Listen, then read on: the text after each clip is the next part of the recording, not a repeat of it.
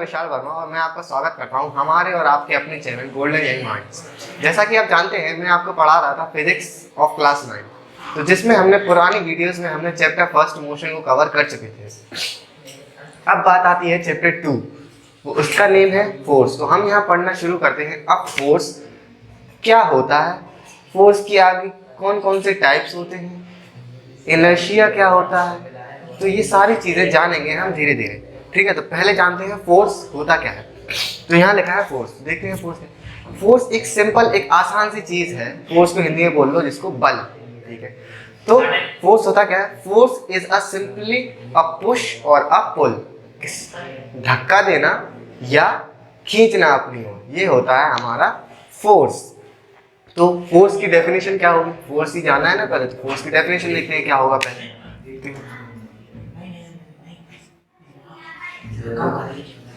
Force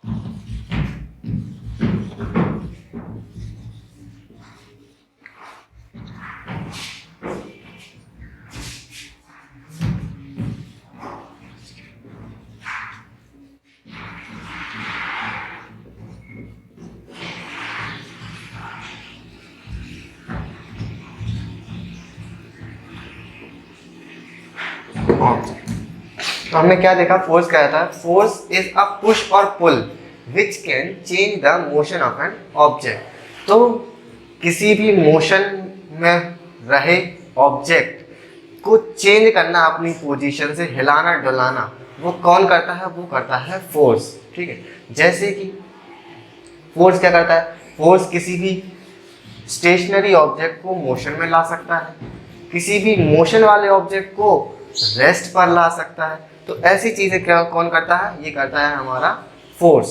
तो जैसे मान लिया, सपोज किया हमारे पास क्या है? एक फुटबॉल है। ठीक है, ये मान लिया सपोज ये क्या है? एक फुटबॉल है ग्राउंड पर, अभी ये रेस्ट पोजीशन पर है। ठीक है, अब क्या किया हमने? इस पर किक मींस लात मारी। ठीक है, तो यहां से हमने क्या है? किक लगाई। ये किसका काम करेगी? यहाँ पर फोर्स का काम करेगी बॉल पर। तो ये रेस्ट पर थी बॉल, तो ये कहाँ? ये आगे की तरफ बढ़ना शुरू होगी। तो क्या एक किक लगाने से एक फुटबॉल क्या हुई? अपनी रेस्ट वाली पोजीशन से मोशन में आ गई। तो यही है फोर्स। फोर्स क्या करता है? किसी भी स्टेट रेस्ट ऑब्जेक्ट को मोशन में ला सकता है और किसी भी मोशन वाले ऑब्जेक्ट को रेस्ट पर ला सकता है। जैसे अब इसी को सपोज किया, इसी ये मोशन में थी बॉल, क्या किया? अब यहाँ पर हमने एक बैरियर लगा दिया सपोज। तो यहाँ पर क्या हो जाए? अगर बैरियर नहीं मार, क्या किया? हम खुद खड़े हो गए यहाँ पर। ठीक है, हम खुद खड़े हो गए यहाँ पर। तो हमने क्या किया? इस अपनी किक से इसको रोकने की कोशिश की, तो क्या होगा? ये रुक जाएगी। तो हमने भी क्या? एक छोटा सा फोर्स लगाया, जिसकी वजह से क्या हुआ? जो मोशन में ऑब्जेक्ट था वो किस में? रेस्ट में आ गया। तो बस फोर्स क्या है? एक सिंपली सी चीज है। फोर्स इज अ पुश और pull which can change the motion of an object. ठीक है, जैसे कि क्या क्या कर सकता है? पहला तो कर सकता है ये किसी भी रेस्ट को मोशन में ला सकता है। सेकंड, मोशन को रेस्ट में ला सकता है। ये दोनों काम कौन करता है? ये दोनों काम करता है हमारा फोर्स। ठीक है, तो ये हुआ फोर्स। अब जानते हैं कि क्या होते हैं इफेक्ट ऑफ फोर्सेस। फोर्स की मदद से होता क्या क्या है। ठीक है, तो देखते हैं।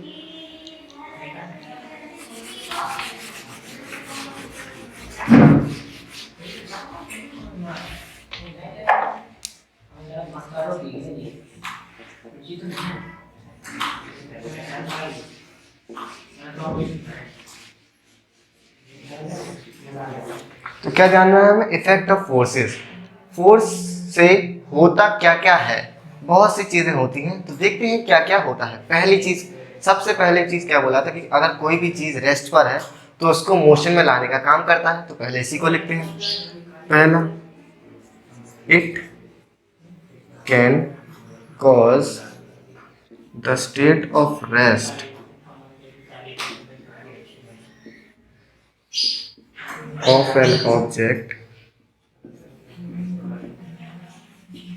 to motion।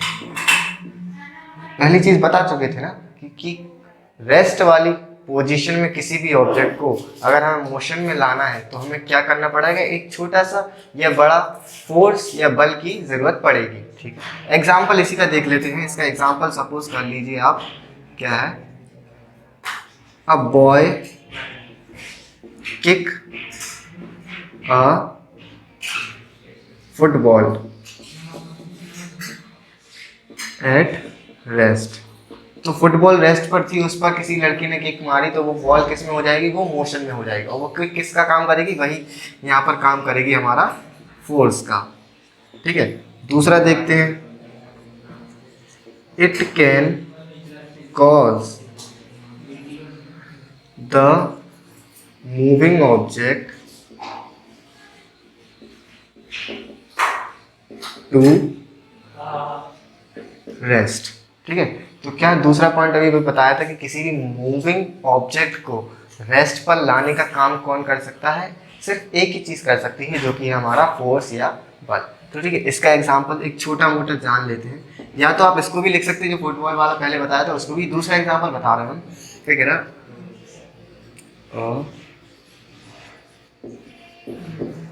Cricketer catch a ball. Means क्या है कि क्रिकेट हर कोई देखता होगा। क्रिकेट में क्या हुआ, बहुत से कभी कभी हमेशा ही चौके छक्के लगते रहते हैं। तो जब भी चौके या छक्के लगते हैं और जब ऊपर की ओर गेंद जाती है, तो जब वो नीचे की ओर आती है तो वो बॉल क्या है, वो मोशन में है।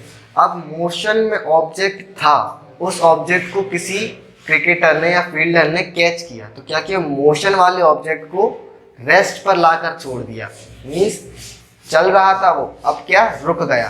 तो जब भी किसी मूविंग ऑब्जेक्ट को जब हम रेस्ट पर लाने की कोशिश करते हैं, वो किसकी वजह से ला सकते हैं, वो भी हम ला सकते हैं फोर्स की वजह से। तो यही ये काम करता है।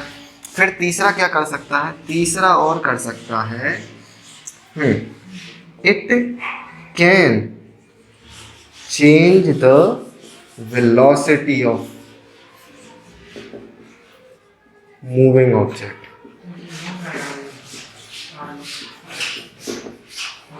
मीन्स वेलोसिटी में परिवर्तन या वेलोसिटी में चेंज कर सकता है हमारा force.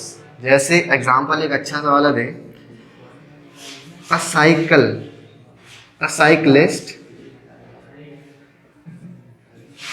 Pedal more the cycle. अब कोई साइकिलिस्ट है, साइकिल चलाने वाला साइकिल चला रहा है, नॉर्मली साइकिल चल रही थी तो वो मोशन में थी, कुछ ना कुछ उसकी स्पीड रही होगी या वेलोसिटी रही होगी। अब उसने क्या करने की कोशिश की, उसने कहा मैं और तेज जाना है, तो वो क्या करेगा, पैडल को और तेज तेज घुमाना चालू करेगा। तो जैसे ही वो पैडल को और तेज तेज घुमाना शुरू करेगा, क्या होगा, उसकी वेलोसिटी धीरे धीरे धीरे और तेज बढ़ती जाएगी। तो वेलोसिटी में चेंज होना या वेलोसिटी में परिवर्तन का कारण भी कौन हो सकता है, हमारा फोर्स हो सकता है। तीसरा देखेंगे, चौथा, ठीक है, चौथा क्या था, चौथा थी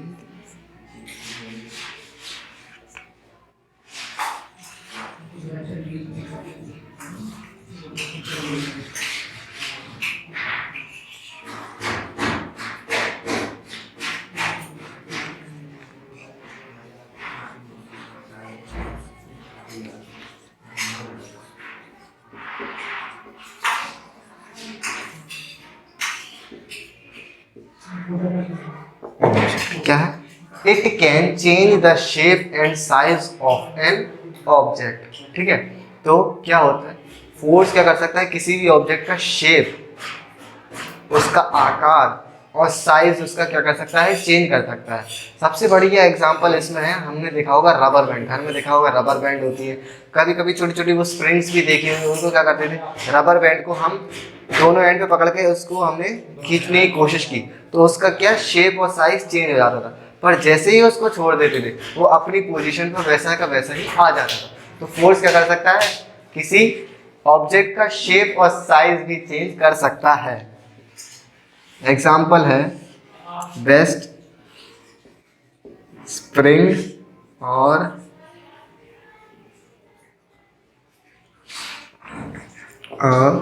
रबर बैंड।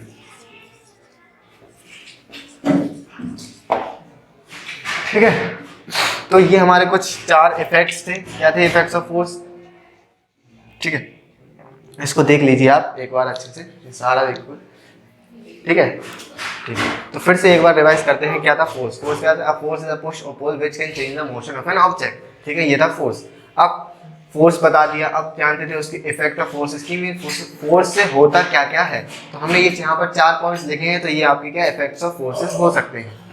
पहला क्या हो सकता है? It can move the object which is at rest, तो किसी रेस्ट वाले ऑब्जेक्ट को मोशन में लाने का काम कर सकता है। दूसरा, किसी मूविंग ऑब्जेक्ट को किधर? रेस्ट पर लाने का काम कर सकता है फोर्स। तीसरा क्या था? हाँ, वेलोसिटी, मूविंग ऑब्जेक्ट की वेलोसिटी को भी चेंज कर सकता है फोर्स। चौथा क्या बोला? It can change the shape and size of an object, किसी भी ऑब्जेक्ट का शेप और साइज भी चेंज कर सकता है। एक और है, क्या है? It can change the direction of a moving object. ये डायरेक्शन, मूविंग ऑब्जेक्ट की डायरेक्शन भी चेंज कर सकता है फोर्स। जैसे एग्जांपल सबसे बढ़िया क्या है? एक क्रिकेटर, एक बैट्समैन है, उसने क्या किया? बॉल आ रही थी उसके पास, बॉल आ रही थी सीधी डायरेक्शन में। अब वो चाहे तो बॉल को किसी भी डायरेक्शन में भेज सकता है। आ तो रही थी सीधी, फिर कहीं भी भेज सकता है, चाहे लेफ्ट हो, चाहे राइट हो, चाहे पीछे की तरफ हो, चाहे ऊपर की तरफ हो। वो किसी भी मूविंग ऑब्जेक्ट का क्या डायरेक्शन चेंज कर सकता है। तो फोर्स क्या डायरेक्शन भी चेंज कर सकती है मूविंग ऑब्जेक्ट की। एग्जाम्पल इसका लिख लो।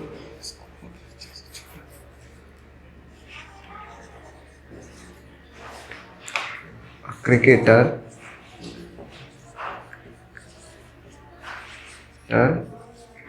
हिट द बॉल, तो क्या किया? क्रिकेटर ने बॉल को अपनी ओर आते हुई बॉल को किसी भी डायरेक्शन में भेजने का काम किया। तो यही है हमारे इफेक्ट्स ऑफ फोर्सेस। ठीक है, तो 4 या 5 हमने बता दिए हैं, बस इतने ही होते हैं इफेक्ट्स ऑफ फोर्सेस। तो ठीक, हम जान चुके फोर्स क्या होता है और इफेक्ट ऑफ फोर्सेस क्या होता है। तो अब आपको इसका स्क्रीनशॉट चाहिए हो तो आप इसका स्क्रीनशॉट ले सकते हैं। तो हम जान चुके हैं फोर्स क्या होता है, इफेक्ट्स ऑफ फोर्सेस क्या होते हैं। अब आपको कुछ चीज़ें और बतानी है छोटी मोटी, को देखते हैं। जैसे क्या कहा था कि हमने कहा था फोर्स क्या कर सकता है? किसी भी स्टेट ऑफ रेस्ट को मोशन में ला सकता है या किसी भी मोशन को स्टेट ऑफ रेस्ट में ला सकता है। पर हमेशा ही ऐसा नहीं होगा। क्यों नहीं होगा? कि कभी देखा होगा आपने, आपके घर, हर किसी के घर में दीवारें तो होंगी। अब किसी ने कोशिश की हो कभी भी कि क्या हो, दीवार को हिलाने की कोशिश की हो कि कभी कोई दीवार को हिला पाया? नहीं हिला पाया होगा। ठीक है, तो ऐसा क्यों नहीं होता है वो देखते हैं। ठीक है, तो अभी एक वर्ड आएगा बाद में, इनर्शिया। ठीक है, इनर्शिया क्या कहता है? एक ऐसी प्रॉपर्टी होती है जो ऑब्जेक्ट अगर स्टेट ऑफ रेस्ट पर है तो उसको रेस्ट पर ही रहने देता है जब तक उस पर कोई एक्सटर्नल फोर्स अप्लाई ना की जाए, और दूसरी तरफ किसी मूविंग ऑब्जेक्ट को मोशन में ही रहने दे सकता है जब तक उस पर कोई एक्सटर्नल फोर्स अप्लाई किया जाए। तो हमेशा ही इफेक्ट ऑफ फोर्सेस सही नहीं होते, कभी कभार उनमें से कोई काम नहीं करता है। ठीक है, तो बस इतना ही और कुछ नहीं। अब बात करते हैं फोर्स की एसआई यूनिट वगैरह क्या होती है। तो हमने क्या कहा? फोर्स की एसआई यूनिट होती है न्यूटन, और इसको आप बोल सकते हैं किलोग्राम मीटर पर सेकंड स्क्वायर। ठीक है, तो न्यूटन को आपका बोल सकते हैं किलोग्राम मीटर पर सेकंड स्क्वायर। ठीक है, तो एसआई यूनिट क्या हुई हमारी? फोर्स की क्या होती है? न्यूटन होती है, और इसको आप किलोग्राम मीटर पर सेकंड स्क्वायर भी लिख सकते हैं। इसको एक और तरीके से लिख सकते हैं आप, किलोग्राम मीटर पर सेकंड स्क्वायर। ठीक है, तो ये हुई हमारी फोर्स की ऐसा यूनिट। अब बात करते हैं कि आई कहाँ से वो देखते हैं। तो फोर्स का एक आगे हम फॉर्मूला पढ़ेंगे। ठीक है, तो एक फोर्स का फॉर्मूला होता है force is equals to mass into acceleration. तो यहाँ से उसकी ऐसा यूनिट बनी। फोर्स तो मास है भाई, मास की ऐसा यूनिट क्या होती है, मास की ऐसा यूनिट होती है किलोग्राम। एक्सेलरेशन की ऐसा यूनिट क्या होती है, फिर मोशन वाले चैप्टर में हमने पढ़ाया था कि एक्सेलरेशन की ऐसा यूनिट होती है मीटर पर सेकंड स्क्वायर। क्या होती है, मीटर पर सेकंड स्क्वायर। तो इसको हम यहाँ पर रखेंगे। हमने मास की ऐसा यूनिट रख दी किलोग्राम ऐसा यूनिट। ठीक है, और एक्सेलरेशन की यूनिट रख दी मीटर पर सेकंड स्क्वायर। तो यहाँ से हमारी ऐसा यूनिट क्या बनी, किलोग्राम मीटर पर सेकंड स्क्वायर, या इसी का दूसरा नेम है हमारा न्यूटन। जो हमारे साइंटिस्ट थे न्यूटन, उन्हीं के नेम के बेसिस पर इसकी की ऐसा यूनिट रखी गई है। क्यों रखी गई, क्योंकि उन्हीं ने इसको फाइंड किया था कि फोर्स की ऐसा यूनिट होती क्या है। तो फोर्स की ऐसा यूनिट क्या होती है, न्यूटन होती है, कि इसका दूसरा नेम है किलोग्राम मीटर पर सेकंड स्क्वायर। ठीक है, अब और कुछ जाने, हाँ ये कौन सी क्वांटिटी कौन सी होती है, स्केलर होती है कि वेक्टर क्वांटिटी है, वो भी देखेंगे। ठीक है, तो अभी अभी क्या कहा था, मास, एक्सेलरेशन। जब एक्सेलरेशन वेक्टर क्वांटिटी होता है, ठीक है, एक्सेलरेशन वेक्टर क्वांटिटी होता है, तो अभी हमारा फोर्स भी कौन सी क्वांटिटी हो गई, आप जान ही चुके होंगे, वो हो जाती है वेक्टर क्वांटिटी। ठीक है, तो फोर्स ऐसा यूनिट जान गए, उसकी क्वांटिटी कौन सी होती है वो जानते हैं। अब एक लास्ट चीज और है जिसकी कभी कभार डेफिनेशन पूछ ली जाती है कि एक न्यूटन होता क्या है। ठीक है, तो एक न्यूटन होता क्या है, एक न्यूटन क्या होता है भाई, ये देखते हैं यहाँ। 1 न्यूटन फॉर्मूला क्या था हमारा, मास इनटू एक्सेलरेशन। तो मास कितना लेना पड़ेगा आपको, 1 किलोग्राम, और एक्सेलरेशन आपको कितना लेना पड़ेगा, 1 मीटर पर सेकंड स्क्वायर। ये होता है 1 न्यूटन। तो इसकी डेफिनेशन क्या हो सकती है, 1 Newton is that force which can accelerate, 1 Newton is that force which can accelerate 1 kilogram of mass to 1 meter per second square. Means 1 Newton वो बल या फोर्स होता है जो 1 किलोग्राम ऑफ मास को 1 मीटर पर सेकंड स्क्वायर के acceleration को पैदा कर सके, वही होता है 1 न्यूटन। ठीक है, तो एक चलो मैं लिख देता हूँ एक यहाँ पर definition. 1 Newton is that force which can accelerate 1 kilogram of mass to 1 meter per second square। तो 1 न्यूटन क्या होता है, एक ऐसा फोर्स या बल।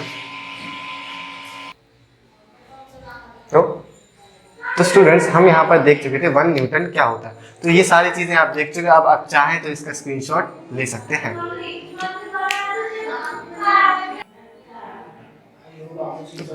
अब आप लोगों ने स्क्रीनशॉट तो ले ही लिया होगा, अब जानते हैं आगे क्या हो। एक चीज बताना था आपको, एक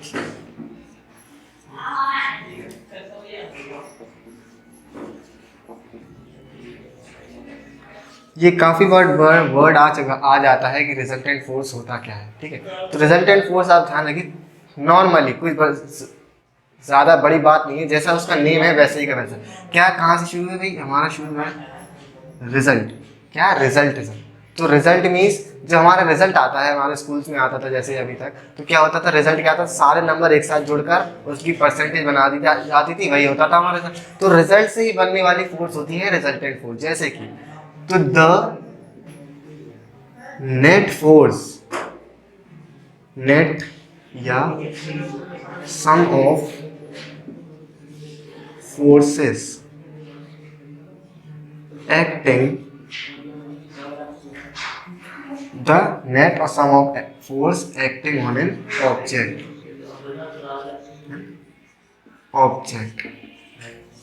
ठीक है।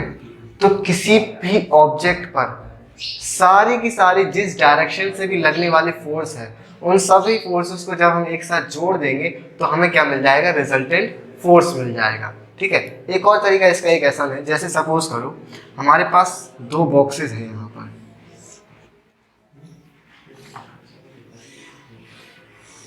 ठीक है, इस बॉक्स पर लग रहा है सिर्फ एक फोर्स, ठीक है, सिर्फ क्या कह दिया हमने, एक फोर्स लग रहा है।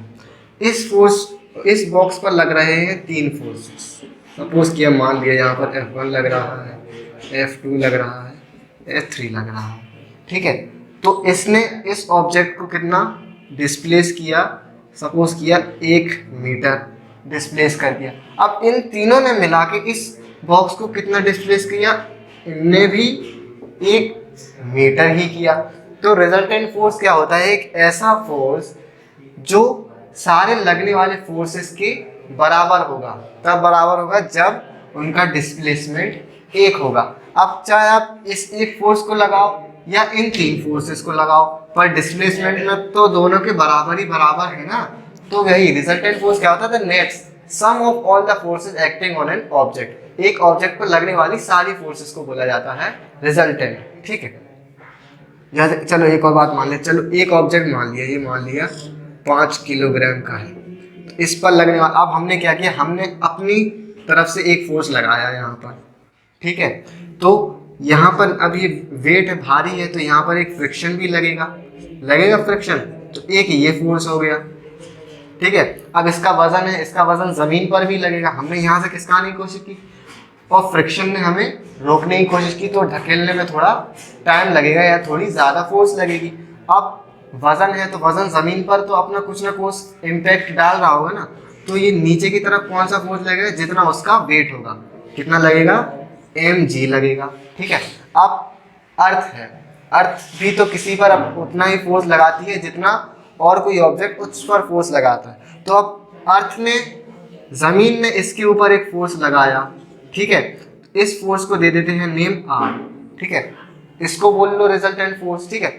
तो क्या हुआ, अब इस ऑब्जेक्ट पे कितनी फोर्स लग रही, 1 2 3 4। जब हम इन सारी फोर्सेस को एक साथ जोड़ देंगे तो जो हमारा फोर्स निकल कर आएगा वही होता है रिजल्टेंट फोर्स। आप चाहे इसका स्क्रीनशॉट ले सकते हैं। आई होप आप लोगों ने स्क्रीनशॉट ले लिया होगा। तो अब बस आखिरी इस वीडियो में हम आखिरी चीज बताना चाहते हैं कि टाइप ऑफ फोर्सेस कितनी होती है, ठीक है। तो आप क्या जानना चाहते हैं, हम types of forces.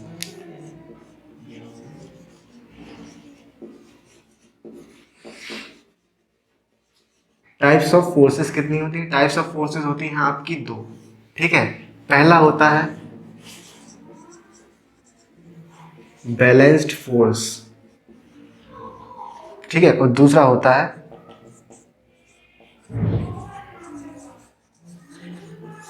Unbalanced force, ठीक है, ठीक है। बैलेंस्ड मीन्स क्या होता है, बिल्कुल संतुलित। बैलेंस से आप जानते होंगे, तराजू भी जानते होंगे, तराजू भी देखा होगा।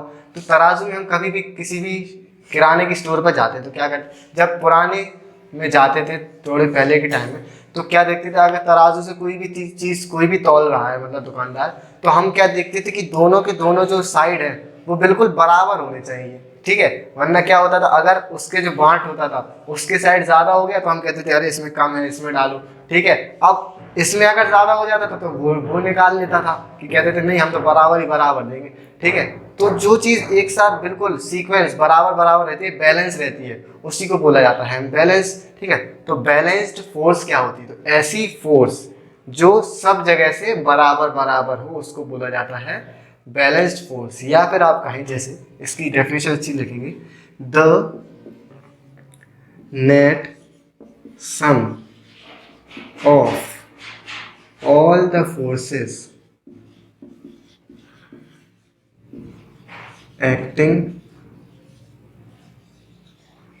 on an object is 0, ठीक है।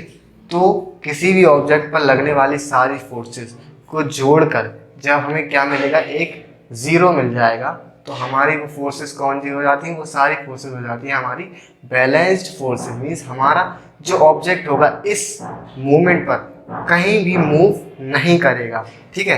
तो क्या होगा, वो ऑब्जेक्ट वहीं पर रखा रहेगा। जैसे सपोज किया यही है, एक बड़ा सा बॉक्स है, ठीक है, यहाँ से एक लगने वाला फोर्स हमने लगाया, जो यहाँ से एक फ्रिक्शन का फोर्स, यहाँ से ये वेट का फोर्स, और यहाँ से जो अर्थ ऊपर की तरफ वेट फोर्स लगा रही। तो जब इन सारी फोर्सेस 1 2 3 4, इन सारी फोर्सेस का सम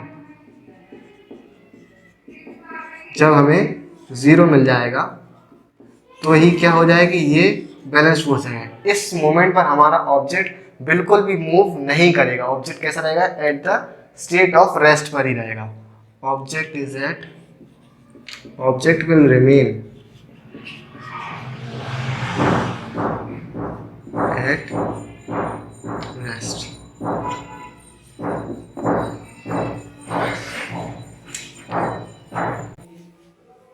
तो हम जान चुके हैं बैलेंस्ड फोर्स क्या होता है। अब इसका एक एग्जांपल दूंगा, एक छोटा सा नॉर्मली एग्जांपल देना चाहता हूँ। एग्जांपल क्या है, a boy holding a school bag. Means कोई भी लड़का है, अपने हाथ में क्या है, सिर्फ स्कूल बैग को वो पकड़े हुए हैं बस, और कुछ नहीं। ना वो कहीं जा रहा है, ना वहां से हिल रहा है, सिर्फ बैग को वो पकड़े हुए हैं बस। तो बैग क्या कर रहा है, सपोज ये मान लिया, ये हमारा एक बैग मान लिया है, ठीक है। अब उसको वो सिर्फ पकड़े हुए हैं, ठीक है, वो सिर्फ पकड़े हुए हैं। तो उसमें जो वेट है, जो भी वेट हो, वो नीचे की तरफ लगेगा, ठीक है, वो नीचे की तरफ लगेगा। और जो लड़का है, वो उसका हाथ, वो क्या कर रहा है, वो उस वेट को बिल्कुल संभालने की कोशिश कर रहा है, मीन्स बैलेंस कर रहा है। तो वो उतना ही फोर्स लगा रहा है जितना उसका वेट है। तो दोनों जब फोर्स क्या देखा, एक यहाँ वाली फोर्स, एक वहाँ वाली फोर्स, जब दोनों बराबर हुई तो वो कहीं भी ऑब्जेक्ट हमारा बैग हिल नहीं रहा है। तभी वो क्या है, उस पर जो लगने वाली फोर्सेस हैं उनका सम क्या, 0 है। और वो कौन सी फोर्सेस हैं, वो है हमारी बैलेंस्ड फोर्सेस। ठीक है, अब बात करते हैं अनबैलेंस्ड फोर्सेस होती क्या। इसका उल्टा होता है अनबैलेंस्ड फोर्स, जो बराबर ना हो, अनबैलेंस्ड ना हो। ठीक है, तो इसका क्या, इसकी जो डेफिनेशन है वही लिखना है, the net some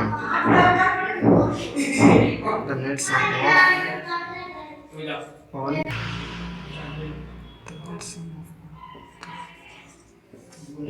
forces acting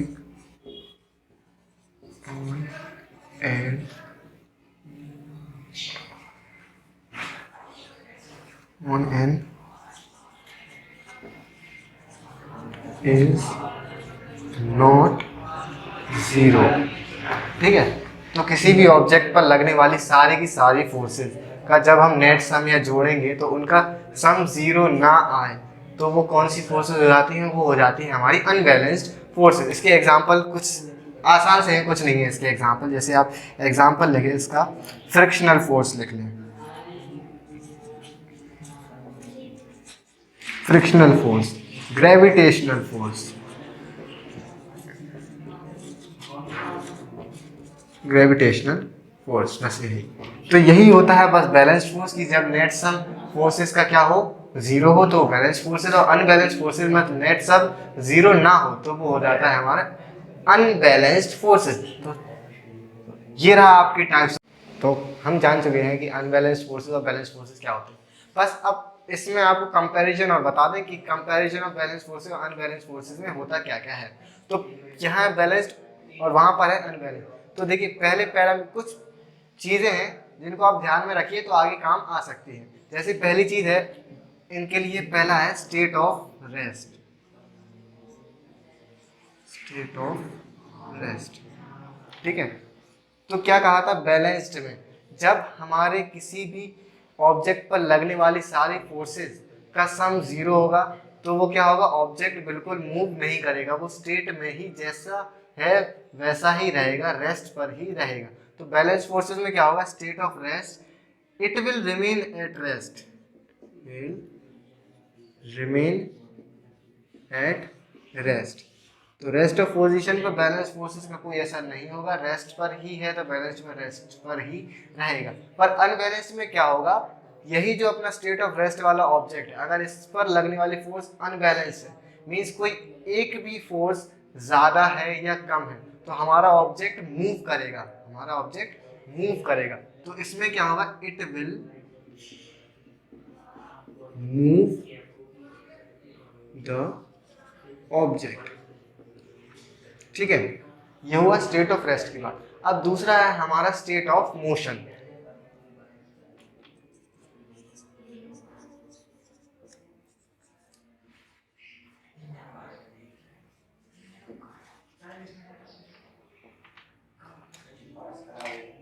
हाँ, तो क्या बताना था, हाँ क्या है अब, अच्छा स्टेट ऑफ मोशन क्या कह रहा था। ठीक है, तो बैलेंस्ड फोर्स की बात आई। ठीक, अभी अभी क्या कहा, अगर कोई ऑब्जेक्ट रेस्ट पर है, अगर अनबैलेंस्ड फोर्सेस है तो वो रुका ही रहेगा। पर अब कोई ऑब्जेक्ट मोशन में है, चल रहा है, तो उस पर लगने वाली फोर्स बैलेंस्ड है, मीन्स उन सारी फोर्सेस का क्या सम जीरो है। तो मतलब मोशन में है तो उस पर लगने वाली फोर्स बैलेंस है, तो उसका मतलब है कि उस पर कोई भी फोर्स एक्ट नहीं कर रही है। जब उस पर कोई भी फोर्स एक्ट नहीं कर रही है तो जो जैसा उसका मोशन था वैसा ही रहेगा, जैसा उसका मोशन है वैसा ही रहेगा बैलेंस फोर्स में। तो it will remain at motion, same velocity रहेगी, सेम स्पीड या सेम वेलोसिटी रहेगी, जो पहले रहेगी वही बाद में रहेगी। तो स्टेट ऑफ मोशन बैलेंस में क्या होता है, जैसा भी मोशन में है वैसा का वैसे ही चलेगा, जैसी वेलोसिटी पहले थी वैसी की वैसी वेलोसिटी रहेगी। पर अनबैलेंस फोर्स में क्या होगा, अब मोशन में है कोई ऑब्जेक्ट, अब कोई एक भी फोर्स, चाहे लेफ्ट से लगने वाली है, राइट से लगने वाली, ऊपर से नीचे से लगने वाली, या फ्रिक्शनल फोर्स या एयर फ्रिक्शन, ठीक है, अगर इनमें से कोई एक भी चीज ज्यादा या कम हो गई तो हमारी जो मोशन है उसमें कुछ ना कुछ चेंज आएगा। ठीक है, तो क्या होगा, कुछ ना कुछ चेंज आएगा हमारा अनबैलेंस्ड फोर्सेस में। It will somehow change the motion, motion को बदलेगा, मीन्स क्या हो जाएगी, इससे स्पीड या वेलोसिटी चेंज हो जाएगी। ठीक है, तो स्टेट ऑफ मोशन में अनबैलेंस्ड फोर्स में क्या होगा, मोशन किसी भी ऑब्जेक्ट का थोड़ा सा गड़बड़ाएगा, मीन्स क्या होगा, उसकी स्पीड या वेलोसिटी में थोड़ा सा फर्क आएगा, बस इतना ही है। तीसरा पॉइंट,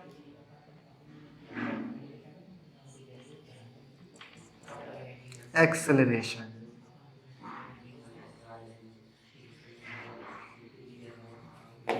ठीक है, तीसरा पॉइंट क्या है, एक्सेलरेशन। एक्सेलरेशन पर क्या असर पड़ता है बैलेंस फोर्स के साथ और अनबैलेंस फोर्स के साथ। तो चलिए क्या देखा, जब हमने कहा स्टेट ऑफ रेस्ट पर बैलेंस फोर्स का क्या होता है, रिमेन एट रेस्ट।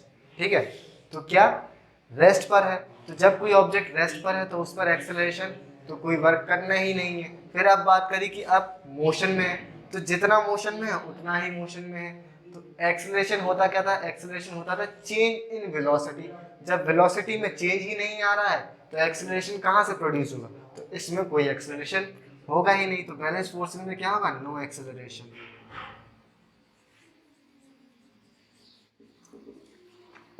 ठीक है, अब बात करते हैं अनबैलेंस्ड फोर्सेस में। तो अनबैलेंस्ड फोर्स में क्या, स्टेट ऑफ मोशन में ही मैंने बताया था क्या होता है, मोशन की स्पीड या वेलोसिटी में कुछ ना कुछ चेंज आता है। तो एक्सेलरेशन क्या होता है, एक्सेलरेशन होता है चेंज इन वेलोसिटी। जब वेलोसिटी में चेंज आया ही है तो हमारा कुछ ना कुछ तो एक्सेलरेशन प्रोड्यूस्ड होगा ही, acceleration will be produced.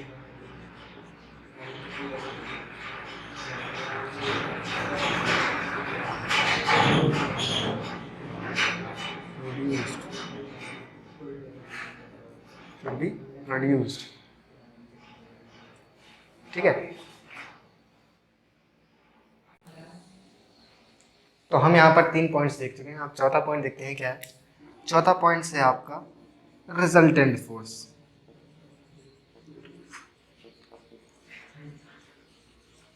Definition में ही आपको बताया गया था कि बैलेंस्ड फोर्स में क्या होता है, रिजल्टेंट जीरो होता है, और अनबैलेंस्ड फोर्स में रिजल्टेंट फोर्स जीरो नहीं होता है। तो यहाँ पर बैलेंस फोर्स में रिजल्टेंट क्या होगा, जीरो होगा, और अनबैलेंस्ड फोर्स में क्या होगा, नॉट जीरो।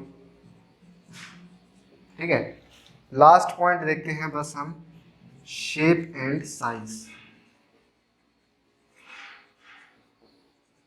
ठीक है, तो बैलेंस फोर्स में क्या होगा, जब वो रेस्ट पर है, बैलेंस फोर्स अगर कोई ऑब्जेक्ट रेस्ट पर है तो वो रेस्ट पर ही रहेगा, तो उसमें उसकी डायरेक्शन में तो कोई चेंज आना है नहीं है, उसकी डायरेक्शन में तो कोई चेंज आना नहीं है, तो बैलेंस फोर्स में सिर्फ उसका शेप में फर्क आएगा बस, और कुछ नहीं। तो यहाँ पर क्या चेंज होगा, शेप चेंज होगा और साइज अनचेंज, सॉरी डायरेक्शन होगा आपका अनचेंज। और वही अनबैलेंस फोर्स में दोनों ही की चीजें चेंज होती रहती हैं, मीन्स शेप भी चेंज होगा और डायरेक्शन भी चेंज होगी।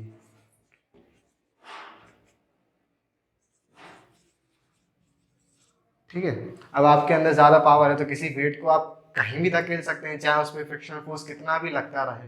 ठीक है, तो डायरेक्शन और शेप आसानी से चेंज किया जा सकता है अनबैलेंस फोर्स में, और शेप और डायरेक्शन बैलेंस्ड फोर्स में से सिर्फ शेप चेंज होगा, डायरेक्शन चेंज नहीं होगी। अब ये रहा आपका डिफरेंस बैलेंस फोर्सेज और अनबैलेंस फोर्स में, आप ले लीजिए इसका स्क्रीनशॉट। तो स्टूडेंट्स, आई होप, मुझे लगता है कि आपको जो मैंने चीज़ें बताई वो आपको समझ में आ गई होंगी। तो अगर आपको वीडियो पसंद आई हो तो आप ज़रूर से ज़रूर लाइक कीजिए, कमेंट कीजिए, और अगर आपको और कुछ मेरे से पूछना हो या आपका कोई भी डाउट हो तो वो भी आप मुझसे पूछ सकते हैं। कमेंट्स में आप ज़रूर लिखिएगा, मैं आपके कमेंट ज़रूर देखूँगा।